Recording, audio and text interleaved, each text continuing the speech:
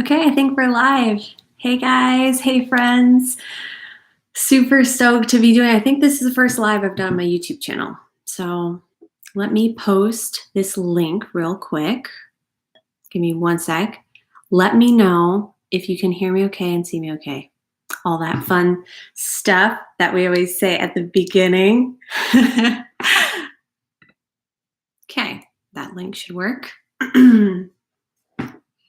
So I wanted to do a quick live stream to tell you guys some exciting updates. I'll be checking on this chat in the corner here, trying to keep an eye on all this stuff. So good to see you guys. Thank you so much for being here today. So my audiobook is coming out very soon, as you might know from the last couple of videos I did on my channel that we're talking about my audiobook for my book, The Blood Race, which I signed with Podium Audio to create. This is the book right here, The Blood Race, my first novel. It is the first book in my series, The Blood Race, which is a 3-book series with a prequel. More exciting updates coming about that soon. But as for right now, the audiobooks for these guys are going to be coming at you pretty quickly. What we have right now is the first book, The Blood Race audiobook, is going to be released on the 30th. So what would be huge and awesome is if you could go pre-order the book if you want to hear the audiobook version. That would mean so much to me. It's been an amazing journey. Some of you may recognize Podium Audio for their work with the book The Martian by Andy Weir, which became a best-selling sci-fi in the world and went on to become the amazing movie The Martian. So a lot of you guys might recognize their work from that. They're a really amazing producer of audiobooks, and I'm super thrilled that they're producing The Blood Race for you guys to be able to listen to. The actors, the voice actors and narrators taking part in this project have been phenomenal. Vikas Adam, who you may recognize from narrating the book The Life of Pi, and Christine Lakin, who you may recognize from a James Patterson book, The Warning, I believe, and Dragonfly by Leila Meacham, and many other titles. They're incredible narrators, and I could not be more thrilled with their voice acting. Is just incredible. When I first started listening to the book for the first time, they sent me the files to start listening to. I was like, oh my gosh, it was so cool.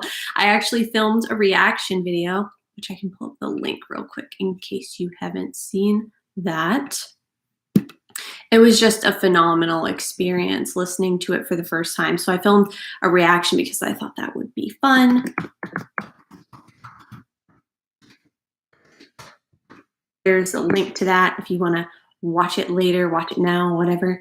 So I was listening to my favorite chapter for the first time, and it was just an epic experience. And what I love about the audiobook of The Blood Race is it's so immersive. It felt like I was listening to a film. That's what it really felt like to me. And I was just blown away by the experience that listening to it was. It was so much different than just reading. I'm someone who I'm not a big reader, which surprises a lot of people. They're like, how can you be a writer if you don't read a lot? Well, I have a hard time sitting still for long periods of time. So I find that listening to an audiobook is my preferred way to really dig into a book, because I can be going on a run, I can be exercising, I can be commuting somewhere, and I get to have a wonderful experience just submersing myself in good story while I do something else. So if you're at all like me, or you just enjoy audiobooks to some level, go pre-order my book. Even if you've read it, it's going to be such a different journey and experience. So the link is right in the chat there. If you would like to do that, please feel free. It's a really, I couldn't be more thrilled and stoked about it. So Another really exciting thing that's coming up is a podcast episode that Abby and I will be doing on the Kate and Abby Show. For those of you who might not be familiar with that, that is my sister and I's podcast. You probably recognize Abby from her amazing channel, Writers Live Wednesdays, where she posts writing resource videos every single Wednesday. Absolutely phenomenal. So many of you guys are here from her channel, so you probably know exactly who I'm talking about. But me and her have a podcast, and we're going to actually be interviewing Christine and Vikas in the very near future. So you'll get to kind of have some insight into what the world of audiobook narration is like, how are audiobooks like created, what's it like to read books and voice act and really step into the characters, because there's so much more, there's so many different layers to that than meets the eye. And we'll be coming at it from a unique perspective of me having gone a pretty traditional publication route with my audiobooks, and Abby, who actually narrated her own audiobooks, recorded, did the whole process herself. So we have this really fun mixture of my experience and her experience, and the experience of these two incredible voice actors that are just world-class, wonderful voice actors. So it's going to be a really fun episode coming up over the next couple of weeks, so you're not going to want to miss that. So if you're not already subscribed to my channel, be sure to subscribe and ring the little bell, so that way you get notified as soon as we post that video, that podcast, because it's going to be really, really fun, and we're really excited to share with you guys. Thank you all so much for the wonderful excitement in the comments. I so appreciate it. I so appreciate you all being here. Yeah, so I'm so excited about the release of the audiobook. Again, it is being released on March 30th. So you can go now and pre-order, and then it will be available thereafter. And there will be, following that, audiobooks for Worlds Beneath and Resurgence as well, and Anomaly. So that's the prequel. I really love Anomaly. It's such a fun book. And it's going to be so cool to like listen to all the audiobooks like in order like that. It's going to be really exciting. Question over here in the comments. What is your favorite book you ever wrote? Worlds Beneath. So that's the second book in the Blood Race series, the one that comes after this one. And there was just something really special about the experience of writing that book. It really spoke to me in very deep personal ways. And it took me the longest to write too. I think most of the books I write, each one's a different journey, but that one took me about a year to write. So that was the longest it had ever taken me to write a book of that size. So I think there was a lot of journeying that took place over the course of that time, a lot of growth and a lot of change. And it was just a really good experience. And I love all the principles of the book, the messages. It kind of has something for everybody. It speaks to different people different ways, and that's really what it should be. I often talk about how I don't like to say too much about what the book meant to me, because as an author, the best thing I can do is give the book to someone else and allow it to become their book, their experience, and to reap from it what they will without kind of injecting my own experiences into it, if that makes sense. You know what I mean? It's like, I like you to have your own experience. So, but for me, that book changed my life really in a positive way to write it. It was a crucial part of my writing journey. When do we get to hear about the new book you're working on? Also, random question, but is that braid your hair or a hairpiece? It looks really cool. Thanks. This is my real hair. I have grown this for years now and just not cut it because it's just kind of part of my personal bohemian free spirit style. I've always really liked it. But yeah, it's my real hair. I get asked that a lot. And when do we get to hear about the new book you're working on? So probably not for a little bit, but I have been so excited about this new book, and it's going to be a series of some kind. And I'm pretty sure I just finished the first book in that series.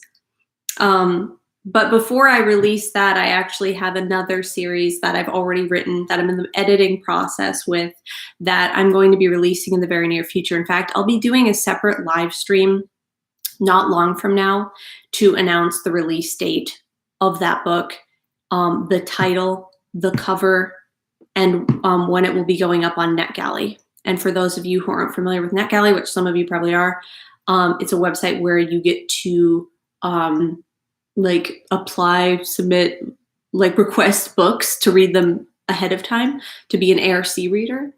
And that I'm going to be uploading my book to that website. So it'll be available on NetGalley for those of you who might like to do an advanced reader copy. So if that's something that you'd like to do, I will be posting lots of info in my little community area on my channel. And I'll be doing a live stream, and I'll let you know when that happens. So this new series is a 2-book series, and they will also have audiobooks as well, done by Podium. So that's going to be really exciting. And I have kind of a special surprise about these 2 books that up until now I have not said anything about. And yeah, that'll be an announcement coming very soon, probably over the next few weeks. So stay tuned for that, because I'm really excited about these books that are coming up. Let me see some questions. Thank you guys so much. You all are so sweet. Thank you. You all seriously mean so much to me. Like, I hope you know how much your sweet words, your comments. I read all of my comments on my videos in my community, and you guys just never cease to make my day. Like, I don't say that lightly at all. You mean so much to me. The genre. Yes, I'm able to mention the genre. So it's fantasy blended with some contemporary. And it's this book that I'm writing now is more of a high fantasy, which has been great. I have wanted to get into writing more high fantasy for a while now, because as you know, if you've read some of my other stuff, it's more urban fantasy with some higher fantasy and paranormal mixed in. And this stuff that I've been writing recently has been like very, very, like, think Chronicles of Narnia meets something else. I don't know. It's just been so much fun. I really love high fantasy is what I enjoy, especially watching in film. Like I said, I don't read a lot, but I do really enjoy films, and I tend to always lean towards high fantasy. It's one of my favorites. Thank you so much. Yeah, it can be tricky to write sometimes, but it's like, it's kind of one of those things where like genre, and we actually just talked about genre blending in our last podcast episode. So check that out if you haven't already. But it's really finding like what you're cozy with, you know? It's finding what vibes with you, and you're just like, oh, I can't wait to write that. I can't wait to enjoy the experience of being submersed in that. And oftentimes that can be what you enjoy reading. So if you're a reader, one of the ways that if you're like, oh, I'm not sure what genre to write, maybe you're writing your first book or second book or your first series, sometimes it can be good to look at, what do I really enjoy reading? What do I really enjoy watching? And that can give you pretty clear indicators of what you like to spend time submersing in. And that can show you what you should be writing. Not all the time, but in a lot of cases.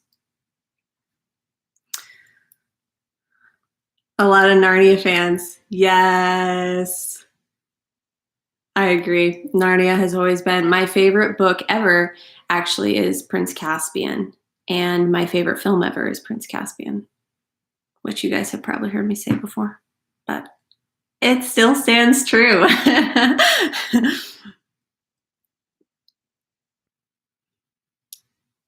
I'm going to go ahead and post this link one more time because it's kind of scrolling up the page here.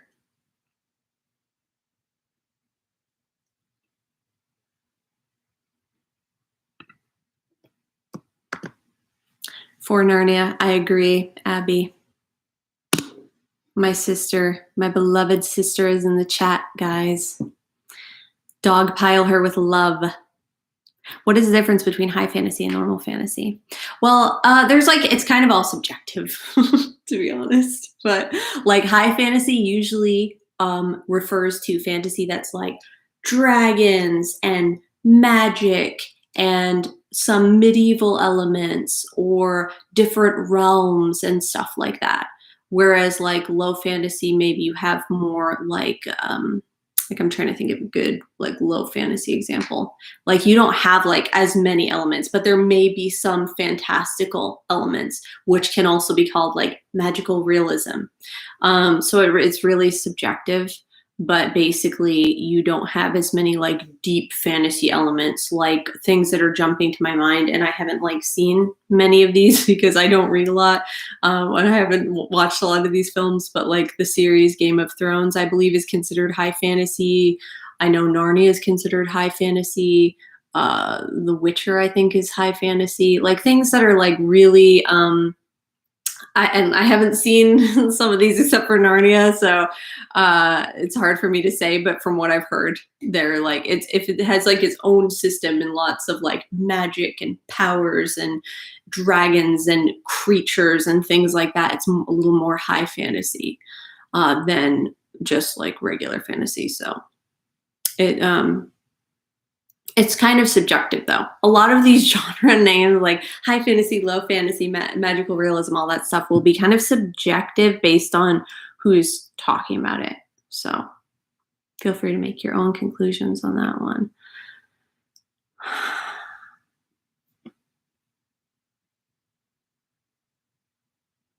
I love thrillers, but have a hard time finding good ones. What do you feel are the biggest pitfalls of the thriller genre? Well, I think some of the pitfalls are kind of just falling into these stereotypes. I'm speaking from film experience here, films I've watched. I tend to not watch thrillers as much because they all kind of fall into the same plot lines. So I think that can become a weakness in that genre particularly, because you see a lot of these common threads being done over and over again. And one of the things that makes them feel monotonous to me personally, I'm just speaking from my own opinion here, is that they are more plot driven. There are much more plot driven stories than character driven stories, and they have like lots of action and car chases and stuff like that. Superhero movies can also fall into this too, like Marvel movies, DC comic movies. I haven't seen all of them. So, but like from what I've seen of Marvel, which I really like some Marvel movies, but some of them can feel like, oh, I'm kind of like watching the same thing I was watching 5 minutes ago. And that's because it's kind of like the plot is bumping into the character. And the same goes with thriller. So anything that's like action oriented, action adventure, thriller, conspiracy, stuff like that. It can be more of the plot bumping into the main character rather than the main character's internal conflict driving the story forward. But it's interesting because you can take a really good internal conflict with a character and make such a thrilling story out of it. A story that jumps to my head is the BBC series called Ruth Wilson, Mrs. Wilson rather, and Ruth Wilson plays the main character in that movie, in that series, and it's so good, and it has such an interesting, eerie thriller vibe, and they make you care so much about the main character. If you haven't check that out. That one I would really recommend. And BBC generally tends to kind of think outside the box with these stereotypes, which is why I mainly just watch British television. So yeah, that I would say is some of the pitfalls is that they tend to be a bit more plot driven and fall into the same storylines over and over again.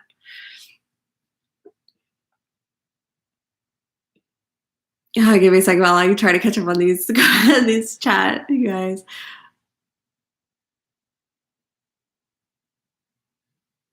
I'm so glad you guys are enjoying the podcast. That always really makes mine and Abby's day when we hear that you're enjoying the podcast. we're loving making new episodes for you guys. And like I said, I posted that link. I posted something that talked about subscribing. So make sure you're subscribed so you don't miss the new episodes, because those are going to be really cool. We're really excited about the next few episodes.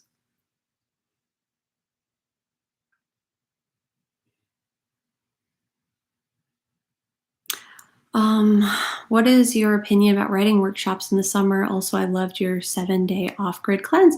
Yay, I'm so glad. I really put a lot of effort into organizing that cleanse, so I'm really glad you enjoyed it.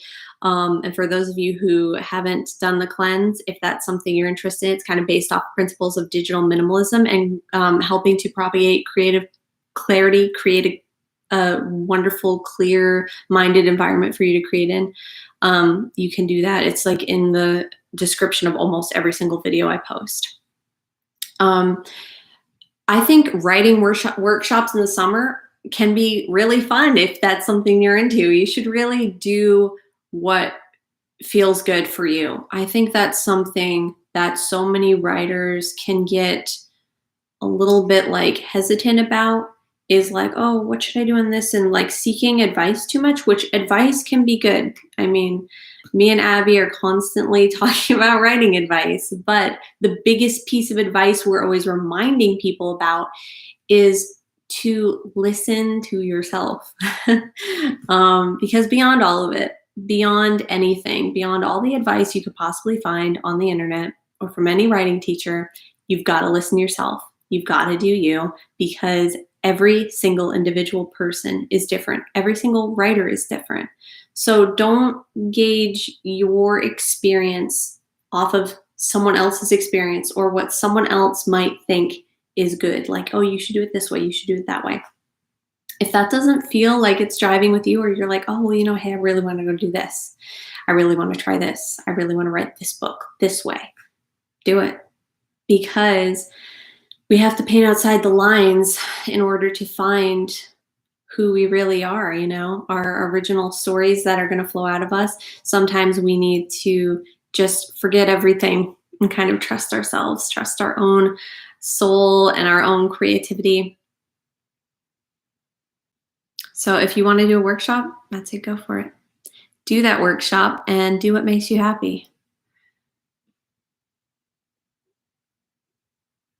Oh, Lord of the Rings, that's another good example of high fantasy, I believe.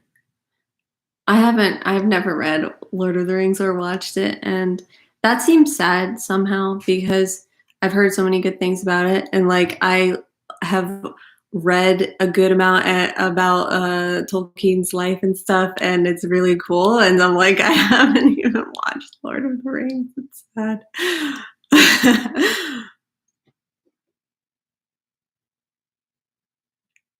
How do you balance theme into a fantasy genre? Exactly as you would balance theme in any other book.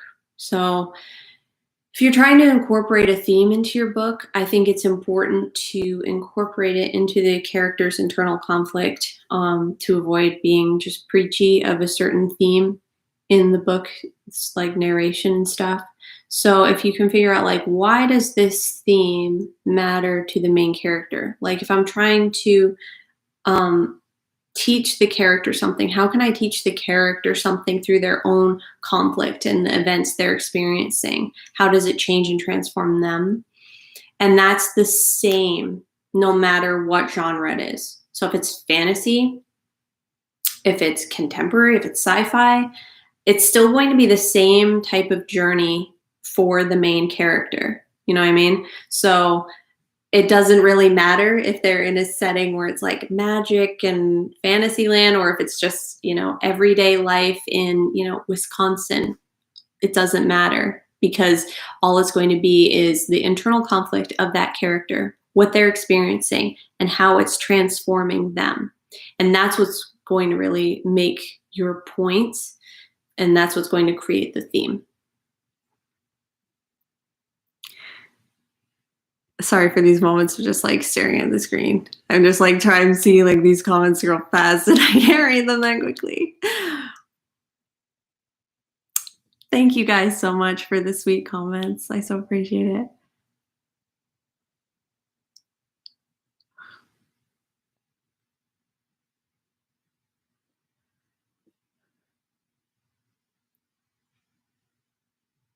Yeah, so Abby's audiobook is going to be coming out soon too, and we're going to talk about that in some of the upcoming podcasts.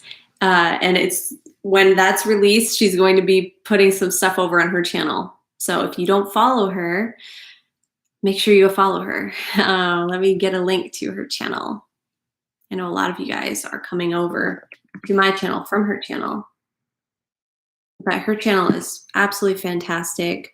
She has such incredible videos on writing and storytelling of all kinds, not just for people writing novels, but also screenwriters, any kind of storytelling.